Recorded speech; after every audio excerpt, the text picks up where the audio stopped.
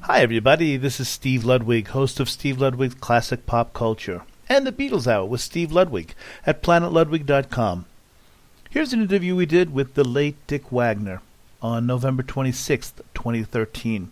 It's from show number 17. To hear the entire show, check out the menu at PlanetLudwig.com. And now, please enjoy the interview.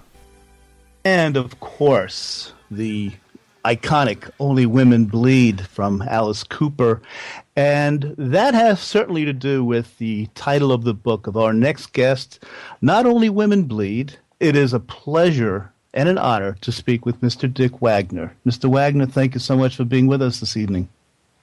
Well, thank you, Steve. I appreciate you having me on. So, hello to everybody, and I'm happy to be here. Yeah, a little later on, we're going to talk about this wonderful charity single also that you're involved with. But I really would love to talk so much about this book first, if you don't mind. First of all, Not Only Women Bleed. Can you explain that title to our listeners? Well, I had written a song with Alice Cooper called Only Women Bleed, which is kind of a modern classic. It's been recorded by 32 different artists right now. I was writing my book, and I came to the chapter when I was writing about the death of my son, Michael. And I didn't have a title for the book yet. I was just writing chapters. And, it just hit me right then that not only women bleed, but men do too. The pain that I felt over my son kind of spurred that title. So all of a sudden it was Not Only Women Bleed. And so I had the title for the book. That's all. It was just in the actual writing of a chapter. The thing that's so impressive to me, anyway, there are many things impressive about the book, but you really do wear your heart on your sleeve with this book, boy. You didn't hold back, and it's so appreciated by us readers. But did you make a conscious effort and say, you know what, I'm letting it all hang out. I'm not holding anything back? Well, it wasn't exactly that. What it is for me is, it's just the way I live. I try to be as honest and as open with people as I can. And in the book, I wanted it to be kind of conversational, as though the reader would be sitting there and I was just telling them these stories, you know. Instead of trying to make it into some kind of fancy prose or whatever, I do wear my heart on my sleeve most of the time. You can see that in the songs I write. Mm-hmm. But I wanted it to be a conversation, and I put it in the vignette style so you could read a story, move on to another, and maybe at some point you would want to go back to the beginning and read it as a book from the beginning and get the entire scope of what it is, which I think is kind of a commentary on the human condition, really. Yes. My experiences are my experiences, but they're very universal, you know. Most human beings go through the same depths of despair or the same trials and tribulations in life, and so it's all reflected in there, but it's done on touring in a rock and roll band. So I like to think that my book is a little different than some of these other rock and roll books, you know.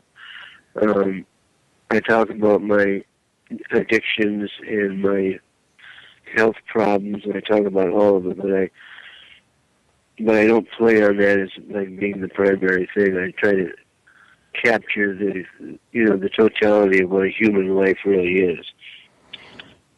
Yeah, sex, drugs, and rock and roll. It's most sex, drugs, and rock and roll. It's all covered in the book. It's once again, everyone. The book is Not Only Women Bleed: Vignettes from the Heart of a Rock Musician by Dick Wagner. And I'd like our listeners to know, first of all, your website is wagnermusic.com. We can go to notonlywomenbleed.com for info about the book, and there are other websites we're going to get to as we go along. But one of the things that brought a smile to my face, Mr. Wagner, we mentioned the title "Only Women Bleed." You tell about a time in Wembley in London, and Ringo walked into your dressing room singing "Only Women Bleed," and you said that was a nice little thrill for you. It was a kick, you know. I mean, am on this huge rock and roll tour, Welcome to My Nightmare, and in walks one of the Beatles. I mean, it was a kick for me, you know, and he was singing my song, so that was even a double thrill for me. You mentioned I really idolized the Beatles the way everyone did, you know. Yeah. Well, you're welcome. The Welcome to My Nightmare tour that went from 75 to 77, and at the time it was the largest and highest grossing tour in the history of rock music. You must That's right. I know from reading the book you have memories, but you must have some memories of that tour, boy. I do, and one of the things that I remember most is that the band and the crew, I mean, it was like 50 people altogether, somewhere around that, 48 maybe. How well we got along was like a family. It was really a beautiful thing. Every day was really great. And the only problems we ever had was because I was the leader of the band, I had to deal with management too. You know, and whenever I thought something needed to be for the band, it was always me who had to go and take care of it, you know. But that's been kind of my role in just about every band I've ever been in. I'm just the natural leader of bands. Don't ask me why.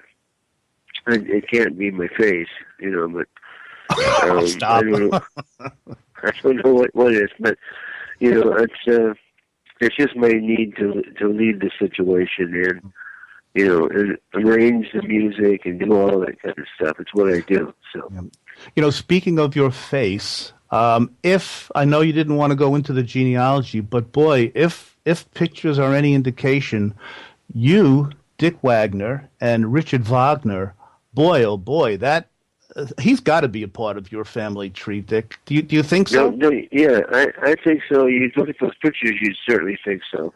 Oh my goodness! And I've had people tell me, like Michael Kamen and you know, the great composer, and guys from the New York Symphony, and a conductor from a couple of different orchestras who told me that my music, the way that I structure chords and stuff, is very reminiscent of how Wagner thought. And one conductor actually pointed out to me in Parsable how it sounded like a Dick Wagner song. And so maybe there is actually some kind of heritage there. It's never been actually, you know, studied. I don't really know. I never cared to get into it. I just accept the fact that if it is, well, more power to me.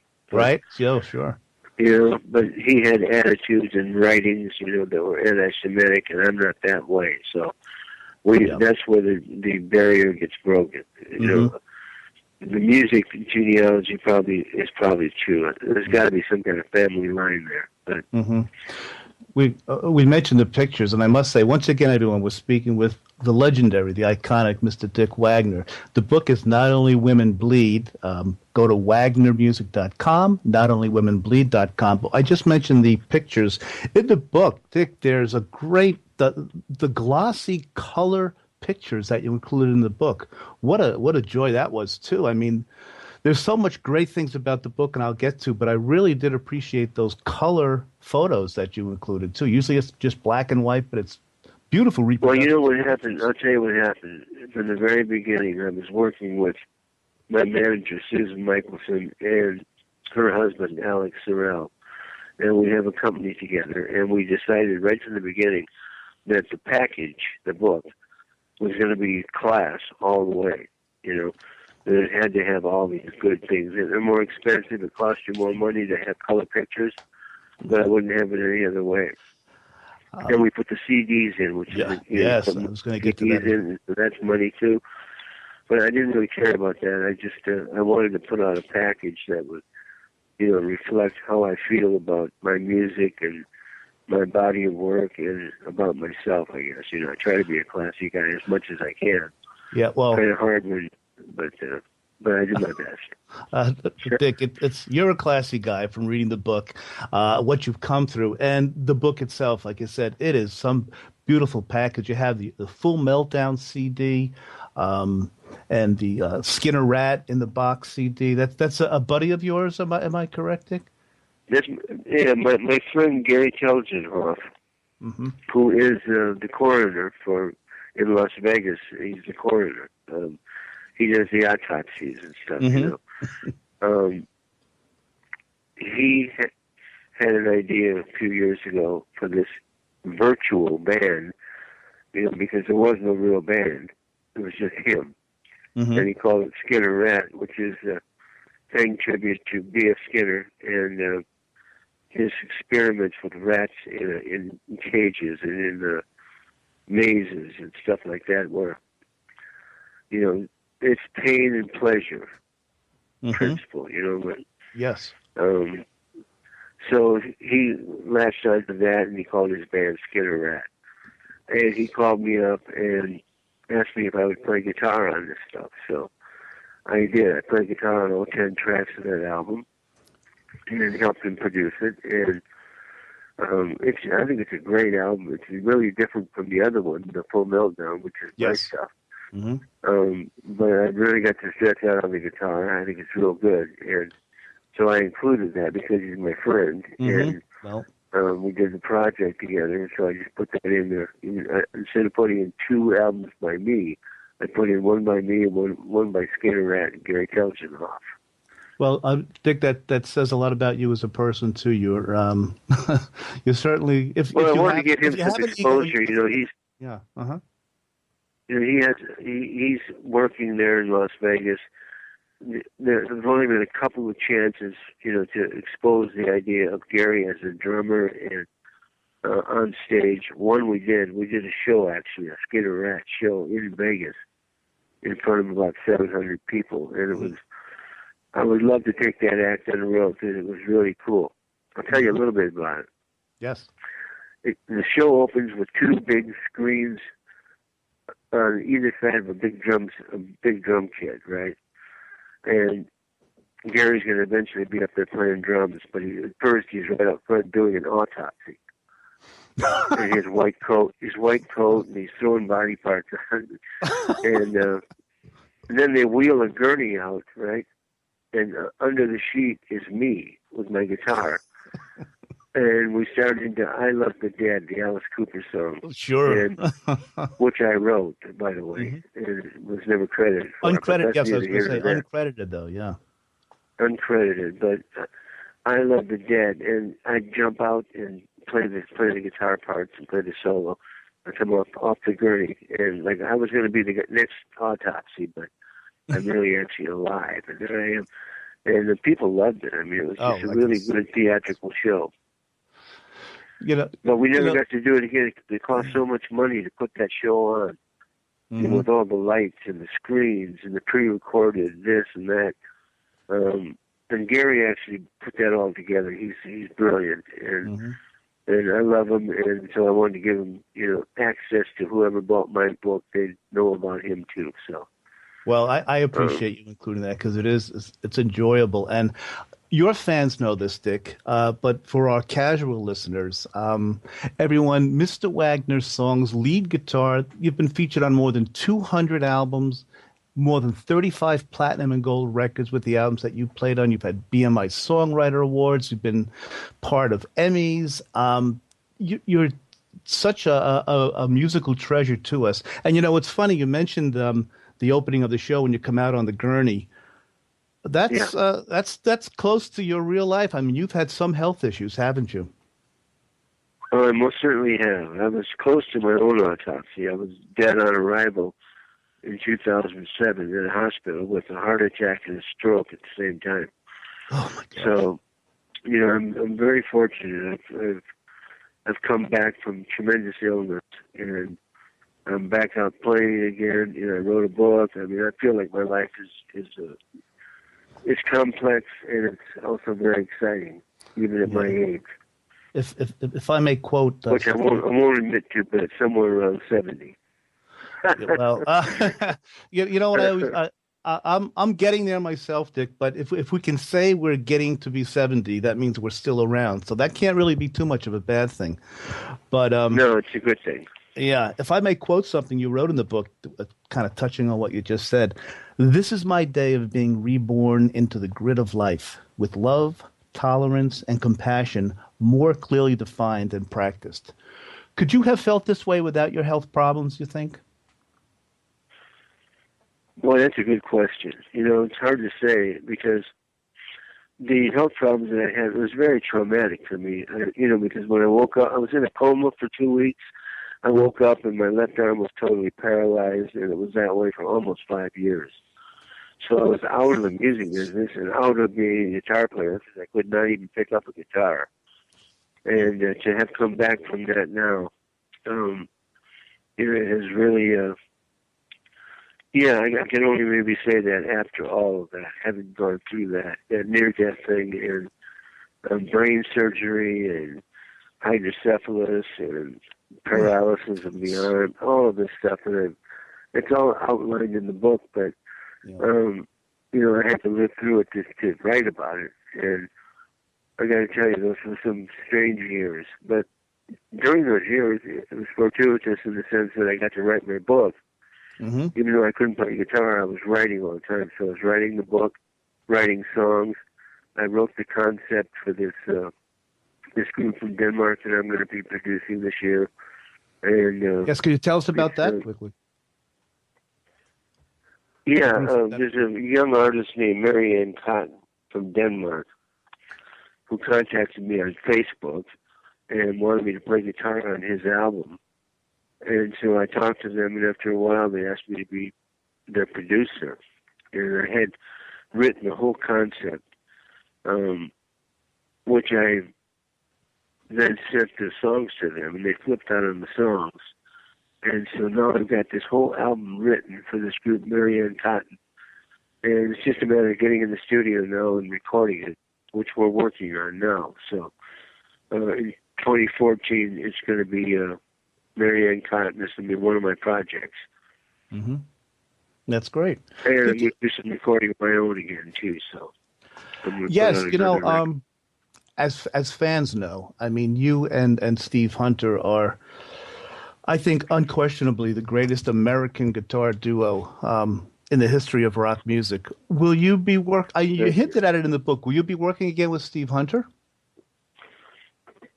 I don't know. Steve and I, we talked about it, but it never came about. And he's making his own records now, and mm-hmm. So I don't see it happening, but you never know. He won't go out live on stage because he's almost blind. So is that it's right? very difficult for him to tour. He did his last tour with Alice last year. I think that's going to be the end of it for him.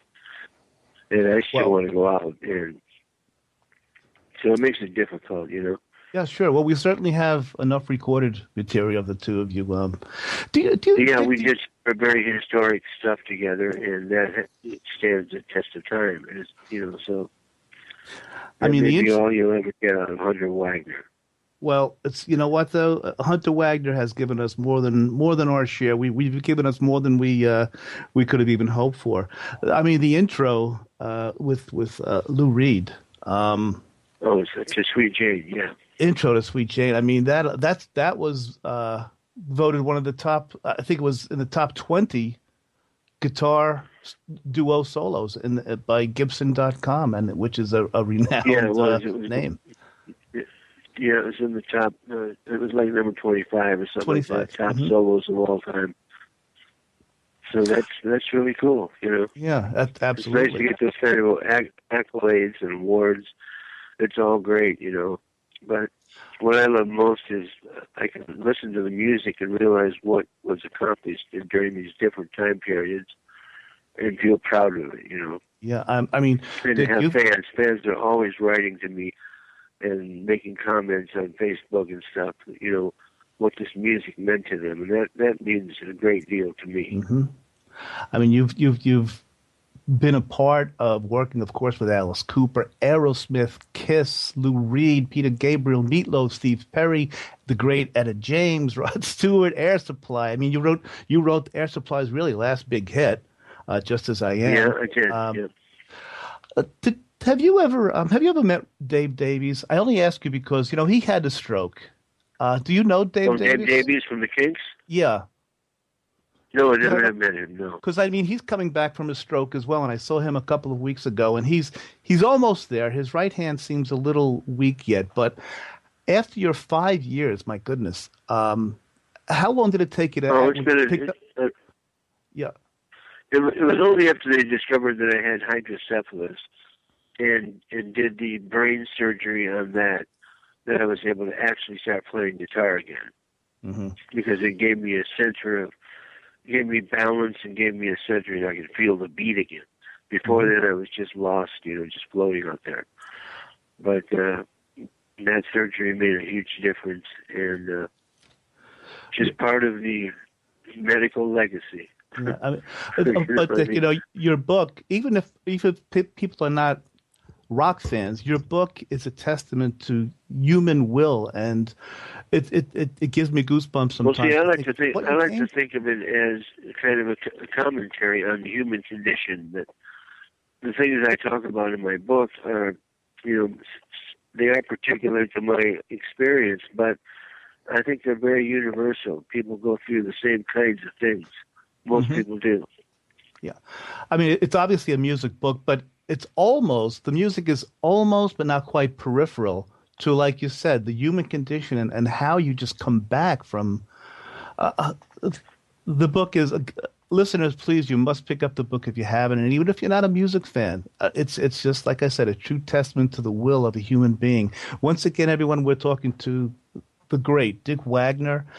You can check out wagnermusic.com. The name of the book is Not Only Women Bleed, and go to notonlywomenbleed.com. St. Jude. Yes, we're going to definitely get to St. Jude. We talk about that. You had you were involved with a very, very wonderful, you still are involved with a very wonderful charity single. If I Had the Time, I'd Change the World. Could you tell us about that? Yes, I was in Los Angeles doing an autograph show, which the proceeds went to St. Jude Children's Research Hospital. And everyone, there were like 70 different artists there, and we were all there for the same purpose, to raise money for St. Jude. And my manager, in her brilliance, said to me, "Why don't you write a song for the children of St. Jude?" Mm-hmm. And I said, "Okay, let me see." And I sat down and I wrote a song, and then we gathered all the people from this autograph show and asked them if they would participate in the recording of it, kind of like a "We Are the World" thing, Yes. And they all said yes. Everybody was enthusiastic about the idea. They all loved the song. So we went in the studio, got studio time and donated from Sunset Sound in L.A. Everyone did their part, and we made this terrific recording, which we also had videotaped. So we now have a video also. Great people, who work for HBO and all kinds of stuff doing the videotaping. So it was all high class all the way. Mm-hmm. And so we had the videos out to entice people to download the song from CD Baby or Amazon or iTunes. Yeah. Because 50 cents on every donation, it goes to St. Jude's. Yes, if we go to on Rockers, every download. So. Yeah, I'm so sorry. Rockers, and I called the whole thing Rockers for St. Jude. Yeah. Right, and the website is rockersforstjude.com. Also, Facebook. .org. .org. I'm sorry. .org. My mistake. I apologize. Okay, I apologize. And also on Facebook.com/Rockers for St. Jude. We're going to listen to that song as we finish our interview later, by the way. But yes, it's 50 cents for each download. And how did you? Obviously, it's a very wonderful thing. But how did you exactly become involved with this? Was it with your family in the past, things that happened that I read about in your book? I know your Susan had mentioned to you, why don't you write a song for it? It's just that's how it really got. But they had called me and asked me to be part of the autograph show. That's where it really started. Right. And it was for charity. In other words, I wasn't going to get paid. I just had to go out to L.A. and sign autographs. Mm-hmm. And you charge for that, and then the money goes to St. Jude. So I said yes. I didn't know what this was going to all be about, but in the end, it turned out to be this song and these recordings. It just came together organically. And really, my manager, Susan, really put the whole thing together. She's very sharp. She's very smart, and she saw the opportunity to make it happen. So I called. The first thing I did was call Mark Farner, my friend from Grand Funk Railroad. Yeah. Mm-hmm. I called him up and I asked him if he would sing on it, because I saw he was going to be part of the autograph show too. And he said, "Absolutely, let's do it." So that's why. Well, once I had him locked in, I knew I was going to make a great record because he sings so great. So we got it all done. It's out there now. I want everyone to go take a look at the video, just go see how the whole thing was made and who's all singing in it, and then download the song, because the important thing in the end is not just viewing the video; it's contributing to St. Jude. Absolutely. If anything, download that song, listeners, please. Yes. Trini Lopez joined you as well. Trini Lopez was there too. He's a wonderful guy. I gotta say, I've never met him before, but he's like 78 now, and he still sings great, and he's just such a charming guy. It was really a lot of fun working with him. Once again, everyone, it's rockersforstjude.org, and we have facebook.com/rockersforstjude. Dick, you have a Facebook page, facebook.com/groups/Maestro of Rock, as you're so belovedly known by all of your fans. If I may get back to your book for a couple of minutes, like you said earlier, it's as if you were sitting down on the couch with your reader, just sharing a cup of coffee or a drink or whatever. I especially liked, there was a section, I liked a lot of it, but a day in the life section where you took us lay people, how eye-opening it was, how unglamorous a day in the life of a rock star is. Well, there's a lot of pressure involved in all that travel, and and then performing. And your performance is like an hour and a half out of the day, and the rest of it is just the drudgery of travel and being on time here and being on time there. It's in the book. I kind of laid it out like a little calendar kind of thing, and I think it's kind of interesting to see what it's really like to be on the road as a rock musician. Yeah. The book, once again, Not Only Women Bleed by Dick Wagner, vignettes from the heart of a rock musician, and, of course, rockersforstjude.org. One more quick question, if you don't mind, about Steve Hunter. You guys, if I may quote Steve Hunter, he said, working with you, everything was so instinctive. First time you guys played together, did you know what? I know what this guy's thinking of. Was it that easy, or did it take a while for you guys to really get in sync with each other? It was immediate. Steve walked in the club I was playing in Fort Lauderdale, and he was on the road with the Chambers Brothers, and I was down there with Ursa Major, and I invited him to come up and play, and we played for like 2 hours, and it was just magic. So I remembered that. And when we put the band together for Lou Reed, from the very first note, for the first time we did our first rehearsal for Lou, I knew that this was something really special. And it was. And we actually made a conscious decision to divide up all the solos 50-50 and all the rhythm, 50-50, so that neither one of us would try to be the superior guitar player. And so we each played our role. And on that Sweet Jane thing, Steve wrote the chord changes and stuff of that. Right. And we both played it, and it was just like that every night. It sounded like that. It was very special. Yeah. And, there it is. I'm so glad it got recorded, because there it is. It's history.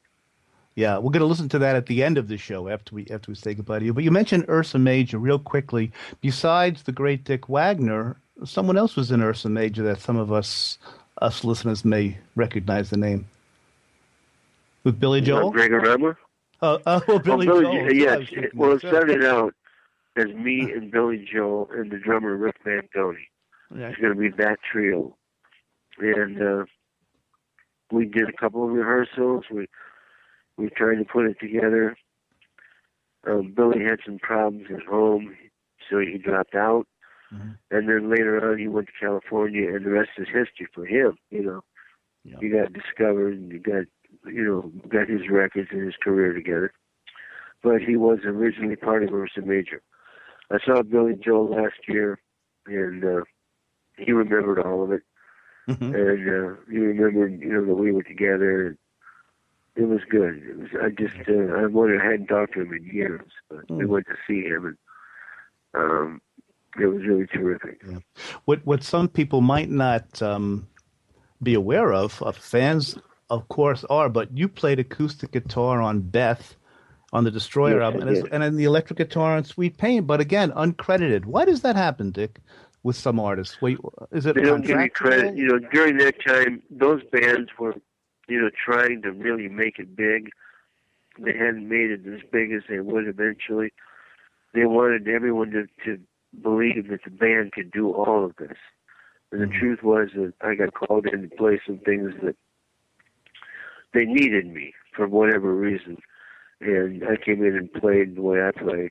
I've had more experience than any of them, so I was able to add the parts that was really needed. Yeah. And they didn't credit me, and I was not even upset about it. And I really have never been upset about it. I understood why. That they need to make it sound like a self-contained unit. Mm-hmm. And eventually, the word gets out, and now, in general knowledge, they know that I played those parts. Right. So that's good. Yeah. It's a little late in life, but that's okay. It all comes when it comes. Yeah, it's better than not at all, for sure. I mean, you played Train Kept Rolling on Aerosmith, on Peter Gabriel's Here Comes the Flood with Tim Curry. Mr. Wagner, it's been an honor to speak with you, and we've only touched the surface. Everyone, please, Not Only Women Bleed, buy this book. Like I said, it's more than just a music book, but it is a fantastic music book. But it's a true testament to the human spirit. I appreciate all your kind words. I really do. Thank you very much. Well, it's been a pleasure, and thank you once again, everyone. RockersForSt.Jude.org. And go to WagnerMusic.com. All this info is on there. And Dick, I once again, just thank you so much for your time, and I appreciate speaking with you. It's really been a privilege. I appreciate speaking with you, too. Thank you so much.